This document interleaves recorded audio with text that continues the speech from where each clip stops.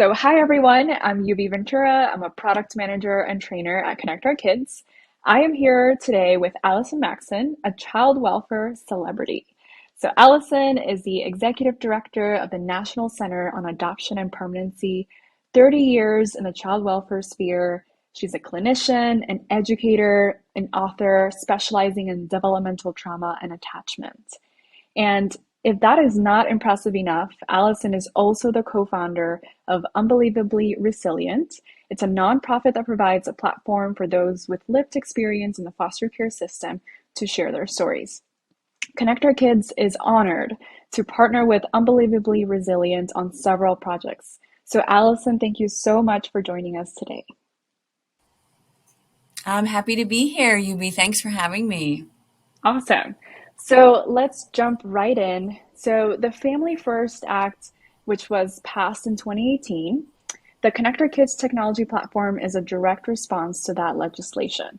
So Allison, can you highlight why professionals can use Family Connections platform to keep kids connected to their extended families and support networks?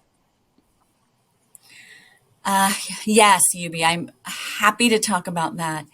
As a child welfare professional that's been doing this work for 30 years, which ages me significantly, I do get that.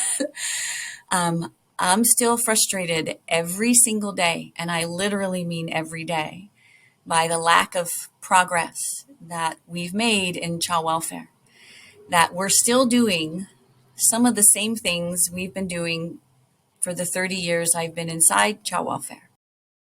For children who have suffered profound trauma, chronic trauma, and that enter the foster care system and still are disconnected or unclaimed in their attachment needs, they have no relational permanency. The outcomes are tragic. Our emancipated youth, I call them the youth that we often fail when they're emancipating from a system and they've been in that system 5 years, 10 years, and they have no relational permanency. What is most important, and this is the change I want to get to, it's why this partnership is so important for us. We have the opportunity, there is a tool that's been built that will help us keep kids connected from the first touch to all the middle touches, the moves, to have all of us workers, everyone touching this child and this family system, preserve connections. Why are preserving connections so important? Because this isn't just about relationships. This is about the building of self, the building of identity. That for me to become who I am, I have to know where I come from, my history, my lineage, my ancestry. And it's not just about familial kin. It's also about the people that you placed me with, this foster home you placed me in. I felt loved by them, preserving those connections for children. We're preserving lived connections and lived relationships, as well as preserving pieces of identity that are really important and become more important in adolescence, when identity formation and teens figuring out who they are is of the utmost importance. And the system, the child welfare system, hasn't done a really good job at preserving these connections. Now there's a tool that is accessible and free to everyone touching a child or family system, to have all of that information preserved. So we're doing a better job at minimizing these profound losses over the lifespan for the child. This isn't just about childhood. What we know is that what happens in childhood doesn't stay in childhood. It builds a brain. It builds a self.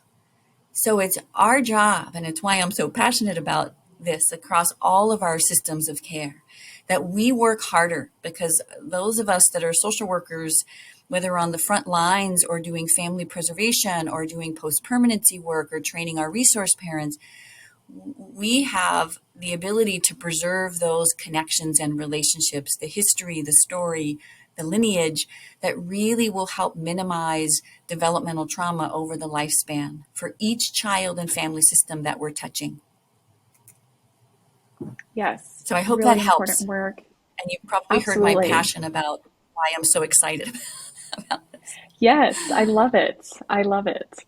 Um, so one thing that might be like a big topic to discuss is, even once we find and locate those family members, that's kind of like the beginning, right? It's kind of like the tip of the iceberg.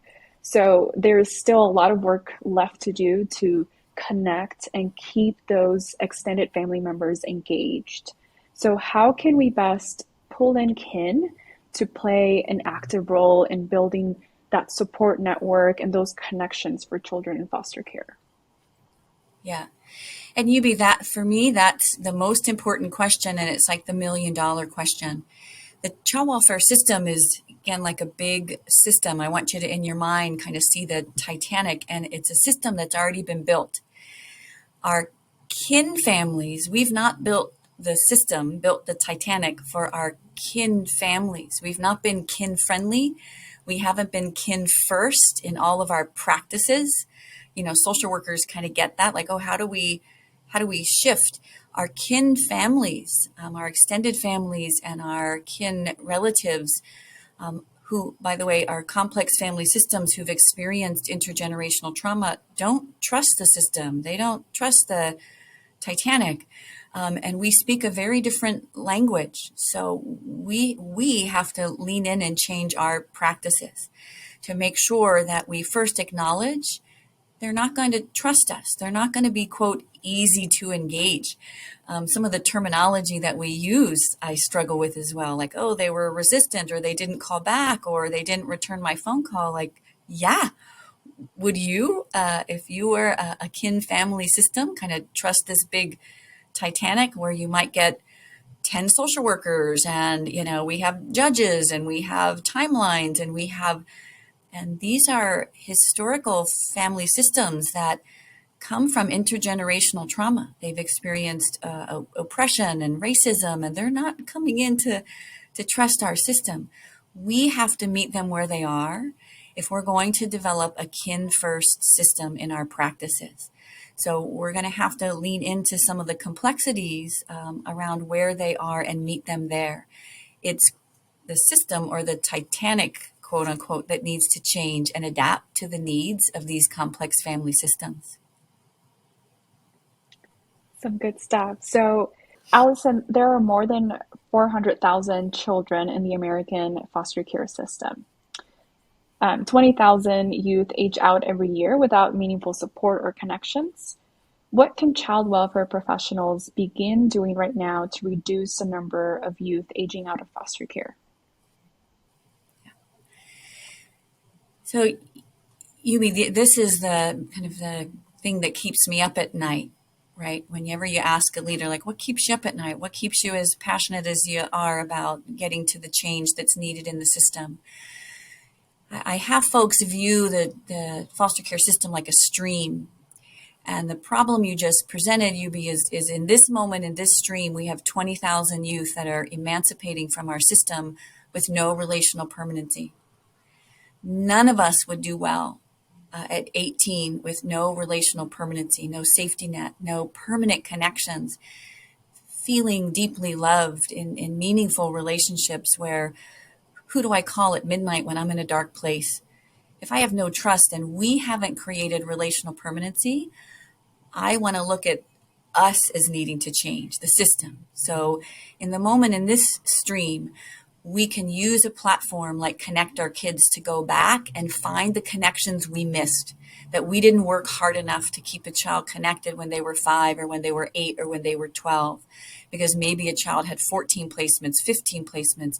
Those are issues and challenges that are our issues and challenges to solve.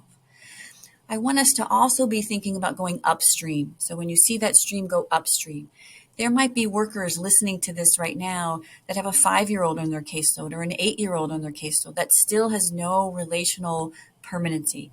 One committed adult who's going to lean in and be committed to that child for the life of that child. And all of us need relational permanency to thrive. If I came into your life and took all of your relationships away, you wouldn't look really that healthy. None of us would, right? And it's no different for children. We can't keep moving them and disrupting attachment and moving them from home to home or foster home to group home and think they're going to thrive. They do not thrive.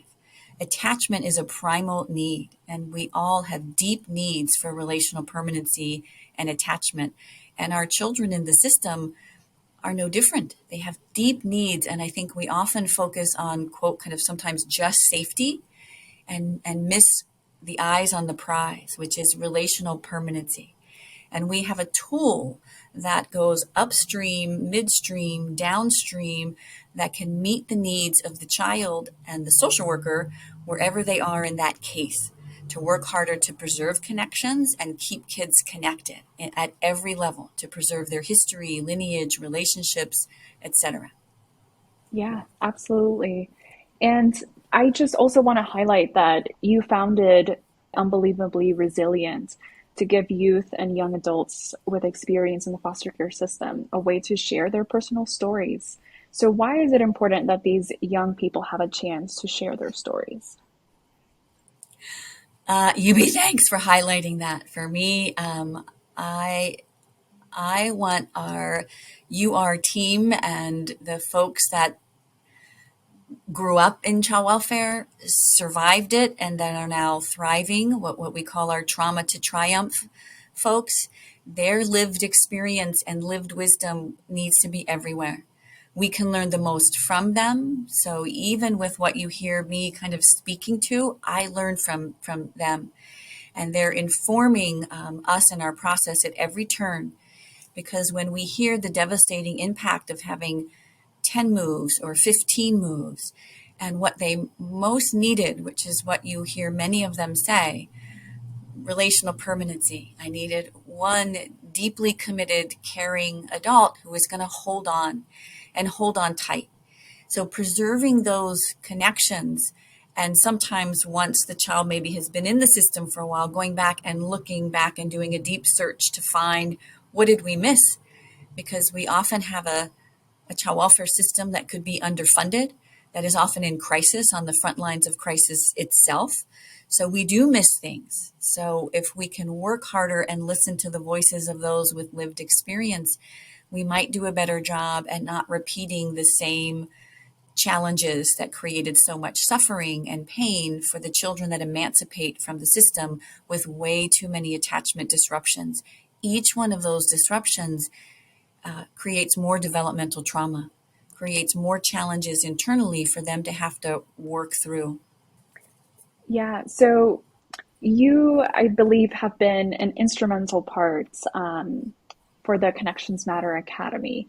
So, do you want to tell our audience a little bit about the Connections Matter Academy and how that can help bring in youth and young adults to be active participants in their healing, in that path of healing their own trauma? Mm. So, Yubi, what a for me, it's the thing we still haven't done well. So, when Connect Our Kids um, wanted to create the academy for youth that have survived, and we want them to get to thriving. And they need to see other folks with lived experience. They need to be connected to those folks that can mirror their experience so they can see a path forward. The rates of clinical depression and suicide and addiction and homelessness and are all much, much higher for our kids with this lived experience, getting stuck often in foster care with rotating caregivers, residential treatment, congregate care, that we need to be doing more to create a space where they can access lived experiences and connect to their peers, folks that they trust more intuitively because they might not trust the social worker or the therapist because they've had 10 social workers or 12 therapists and rotating folks that come in and out of their lives.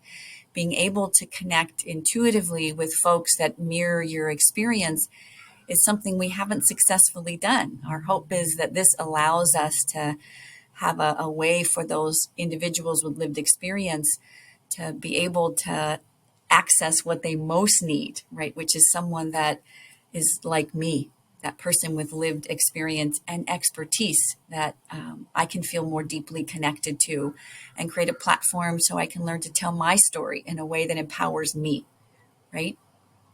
Yeah, and can you just like quickly give me a quick snippet of what the Connections Matter Academy is for those that don't know, haven't seen any preview videos of what that is.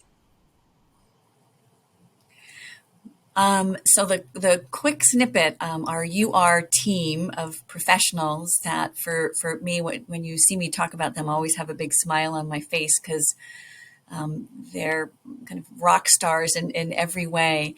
I can barely listen to them without becoming overly emotional because I know them and adore them and love them. And what they're creating, I don't think has been created yet. It is like building the plane as we're flying it.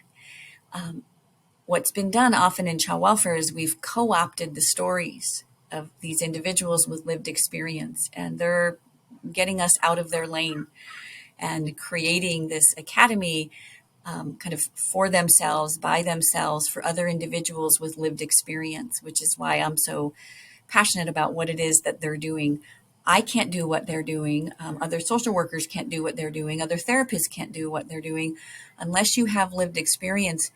Get out of that lane is how I always kind of frame that. That's not our lane. And we often speak about them. Their mantra of nothing about us without us. They're building that lane to best serve other individuals with lived experience and lived developmental trauma. Awesome. Well, thank you so much, Allison, for being here today. I have thoroughly enjoyed my time with you. You are literally the child welfare celebrity that I've been wanting to speak with. So thank you so much for partnering with us and sharing your knowledge. So thank you. Thank you, UV. It was terrific.